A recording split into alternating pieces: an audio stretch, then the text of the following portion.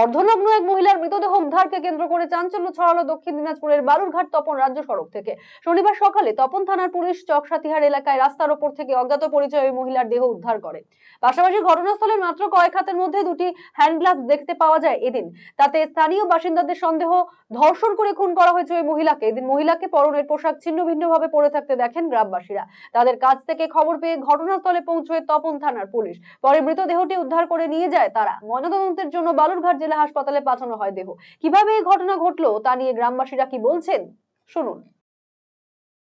সকালে যেটা দেখলাম ওটা মনে হলো হয়তো সন্দেহ অ্যাক্সিডেন্ট, না হলেও কি হয়তো মারছে, গাড়িতে ধাক্কা মারে ফেলে দিচ্ছে, এরকম একটা হতে পারে।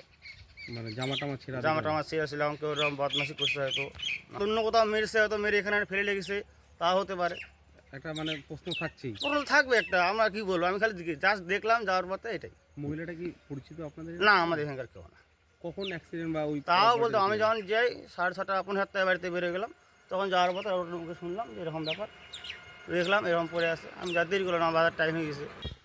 আজকে সকালে আমি বাড়িতে যাওয়ার পথে, বালুরঘাট থেকে বাড়িতে আসবার পথে ঠিক 6টা 6:30 নাগাদ আমি হঠাৎ করে লক্ষ্য করি ঠিক এইরকম জায়গাতে কুয়াশা অনেকটাই ছিল, একদম পাশ থেকে লক্ষ্য করলাম একটা মৃতদেহ এখানে পড়েছিল, মহিলার মৃতদেহ।